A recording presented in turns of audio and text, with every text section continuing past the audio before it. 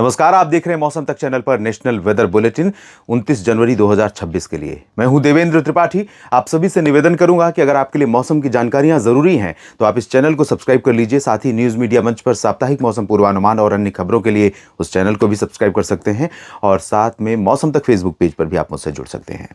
दोस्तों, 22, 23, 24 जनवरी और उसके बाद 26, 27, 28 जनवरी, इन 3 दिनों के 2 स्पेल में उत्तर भारत के जो पहाड़ हैं और मैदानी इलाके हैं, कुछ जगहों पर बरसात हुई है। और बीते 24 घंटों में तो अच्छी बारिश मध्य प्रदेश में ग्वालियर और गुना तथा आसपास के उत्तरी क्षेत्रों में दर्ज की गई, जहां पर बहुत ज़्यादा संभावनाएं नहीं थी। लेकिन आपको ध्यान होगा कि मैं काफ़ी दिनों से ये बात कर रहा हूँ कि मध्य भारत में जनवरी की विदाई से पहले कुछ गतिविधियाँ हो सकती हैं ठीक ठाक, और वो कुछ की जो संभावना थी यहाँ पर वो काफ़ी अच्छी हो गई है। मौसमी सिस्टमों की बात करें और पूर्वानुमान शुरू करें उससे पहले एक बार नज़र डाल देते हैं कितनी बारिश रिकॉर्ड की गई ग्वालियर में।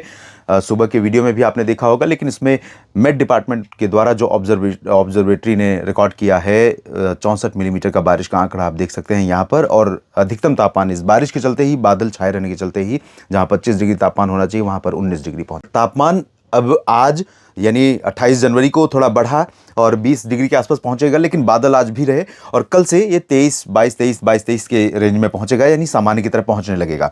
तो ये स्थिति सिर्फ ग्वालियर की थी। गुना में भी बारिश हुई है। काजीगुंड, गुलमर्ग, सोनमर्ग समेत जम्मू कश्मीर में कई जगहों पर, हिमाचल, उत्तराखंड और दिल्ली, हरियाणा, पंजाब, उत्तर प्रदेश के कई जिलों में, राजस्थान के कई जिलों में हल्की से मध्यम और कई जगहों पर मध्यम से भारी वर्षा भी दर्ज की गई है। पहाड़ों पर भारी हिमपात के चलते सामान्य जनजीवन प्रभावित हुआ है। कई वीडियोस देखे हैं जिसमें पहाड़ों पर ऊंची सड़कों पर चढ़ाई होती है, ऊंची सड़कें होती हैं, बर्फ पड़ी हुई है और जहां बर्फ ज़्यादा सड़क पर पड़ी हो वहां पर आपकी गाड़ी में ब्रेक नहीं लगता, ये आप अच्छी तरह जानते हैं।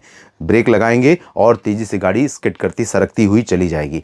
तो ऐसे में कभी कभी बड़ी दुर्घटनाएं होने की आशंका बन जाती है। तो इसका ध्यान रखें। अगर आप पहाड़ों पर जा रहे हैं, पहाड़ों पर घूमने गए हैं, तो आप ज़रूर सतर्क रहिए और आने वाले दिनों में भी जाएंगे तो भी सतर्क रहिए, क्योंकि 30 जनवरी को एक WD फिर से उत्तर भारत के पर्वतीय क्षेत्रों पर पहुंचने वाला है। और 30 को जब ये सिस्टम यहां पर पहुंचेगा तब नीचे से बंगाल की खाड़ी और अरब सागर दोनों तरफ से उठने वाली हवाएं फिर मध्य भारत पर कुछ एक्टिव सिचुएशन पैदा करेंगी, सक्रिय स्थितियां पैदा करेंगी, जिसके कारण एक लेयर यहां पर बनेगी, बादलों की एक श्रृंखला बनेगी और उत्तर से मध्य तक कई जगहों पर बरसात की संभावनाएं बनेंगी। अभी वर्तमान सिस्टम आगे बढ़ रहा है और उत्तर भारत के पर्वतीय क्षेत्रों की तरफ बादल फिर भी बने रहेंगे, क्योंकि 29 का ही गैप है और 30 को फिर से WD आ रहा है, तो सपोर्ट मिलना शुरू हो जाएगा।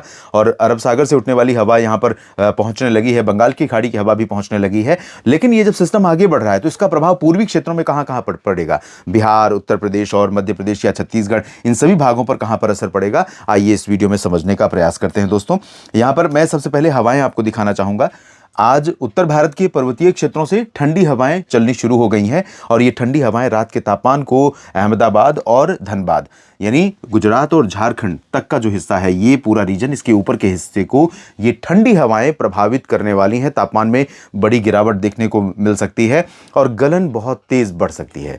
तो ऐसे में अपना ध्यान रखें, मवेशियों का ध्यान रखें। फसलों में जो बारिश हुई है उससे कुछ जगहों पर फायदा, कुछ जगहों पर नुकसान हुआ है, कमेंट में जरूर लिखकर बताइएगा।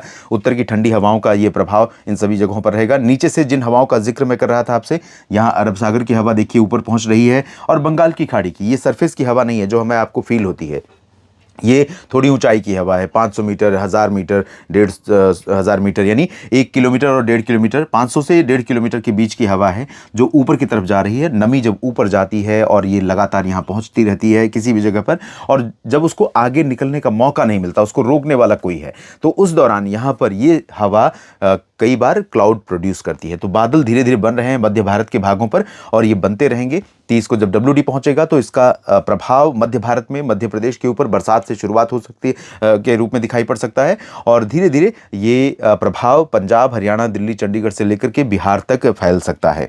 अब जानते हैं किस तरह के मौसम की संभावना अगले 24 घंटों में है। तो देखिए, इस मैप के अनुसार अगर हम देखें तो WD जब पूरब से पश्चिम से पूरब की तरफ आगे मूव कर रहा है तो सिक्किम, उप हिमालयी पश्चिम बंगाल के कुछ ऊंचे इलाके और अरुणाचल प्रदेश के कुछ इलाकों में हल्की वर्षा के बीच कहीं पर बर्फबारी होने की संभावना ऊंचाई वाले स्थानों पर है और धीरे धीरे ये सिस्टम कमजोर हो जाएगा, कमजोर हो रहा है और हो भी जाएगा। बाकी जगहों पर पूर्वोत्तर में भी असम, मेघालय, नागालैंड, मणिपुर, मिजोरम, त्रिपुरा या फिर गंगेय पश्चिम बंगाल, झारखंड और बिहार, यहाँ पर शुष्क मौसम रहने वाला है और बारिश की संभावनाएं न तो ओडिशा में है, छत्तीसगढ़ और मध्य प्रदेश, महाराष्ट्र, गुजरात, गोवा, दादरा नगर हवेली, दमन दीव में भी नहीं है। इन सभी जगहों पर ड्राई वेदर रहने वाला है।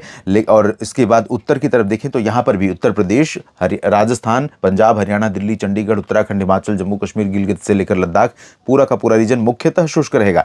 लेकिन गिलगित और लद्दाख के बीच में उत्तराखंड और हिमाचल तथा जम्मू कश्मीर के बिल्कुल उत्तरी जो क्षेत्र हैं, हायर रीचेज हैं, यहाँ पर कुछ बादल रहने वाले हैं WD के आज और कल दोपहर के बीच में। और ये बादल आगे बढ़ते हुए या अपना प्रभाव कमजोर करते हुए यहाँ कुछ जगहों पर हल्की वर्षा या हिमपात देते रहेंगे। कल दोपहर तक चांसेस हैं, बहुत लाइट स्नोफॉल की संभावना यहां पर बनी रहेगी। और जब ये सिस्टम आगे निकल जाएगा तो निश्चित तौर पर साफ हो जाएगा, लेकिन फिर 30 को एक WD पहुंचेगा, जैसा कि मैंने बताया।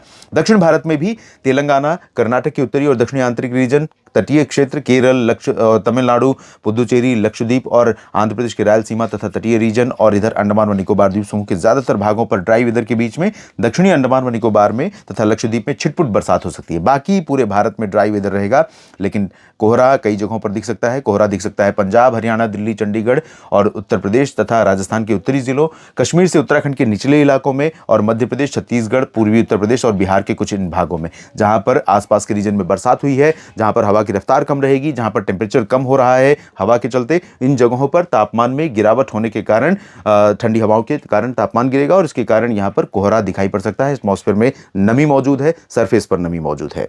इस वीडियो में अभी के लिए इतना ही। आप बने रहिए लगातार मेरे साथ मौसम तक और न्यूज मीडिया मंच पर। ये जानकारियां ठीक लगे तो वीडियो को लाइक और शेयर करिएगा, कमेंट सेक्शन में अपनी बात जरूर लिखिएगा। धन्यवाद।